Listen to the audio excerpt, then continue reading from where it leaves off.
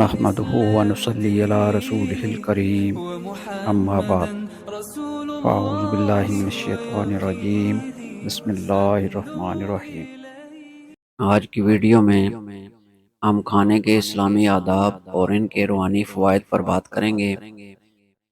کیا آپ جانتے ہیں کہ کھانے کے دوران اللہ کا ذکر نہ کرنا شیطان کو کیسے موقع دیتا ہے؟ رسول اللہ صلی اللہ علیہ وسلم نے اس بارے میں کیا فرمایا، چلیے جانتے ہیں۔ حضرت عبداللہ بن ابی سلمہ رضی اللہ عنہ بیان کرتے ہیں، میں رسول اللہ صلی اللہ علیہ وآلہ وسلم کے زیر پرورش لڑکا تھا اور کھانے کے دوران میرا ہاتھ پلیٹ میں ہر طرف گھومتا تھا۔ یہ حرکت دیکھ کر رسول اللہ صلی اللہ علیہ وآلہ وسلم نے مجھے فرمایا، اللہ کا نام لے کر اپنے دائیں ہاتھ کے ساتھ اپنے سامنے سے کھاؤ، متفقن علیہ۔ حضرت حذیفہ رضی اللہ عنہ بیان کرتے ہیں، رسول اللہ صلی اللہ علیہ وآلہ وسلم نے فرمایا، بے شک شیطان اس کھانے کو جس پر اللہ کا نام نہ لیا جائے کھانا حلال سمجھتا ہے، رواہ مسلم۔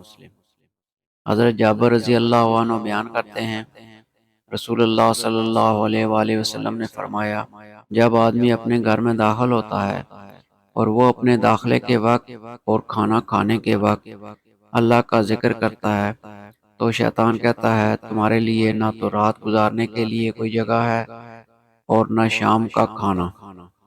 اور جب آدمی داخل ہوتا ہے اور وہ اپنے داخلے کے وقت اللہ کا ذکر نہیں کرتا تو شیطان اپنے ساتھیوں سے کہتا ہے، تم نے رات گزارنے کی جگہ پا لی۔ اور جب وہ کھانا کھاتے وقت اللہ کا نام نہیں لیتا تو وہ کہتا ہے، تم نے رات گزارنے کی جگہ پا لی اور شام کا کھانا بھی پا لیا، رواہ مسلم۔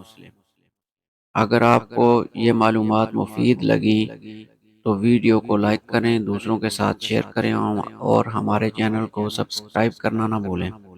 اللہ ہمیں سنت نبی پر عمل کرنے کی توفیق عطا فرمائے، آمین یا رب العالمین۔ اللہ تعالی ہمیں دین کی صحیح سمجھ عطا فرمائے اور عمل کی توفیق دے، آمین۔ وآخر دعوانا ان الحمد للہ رب العالمین۔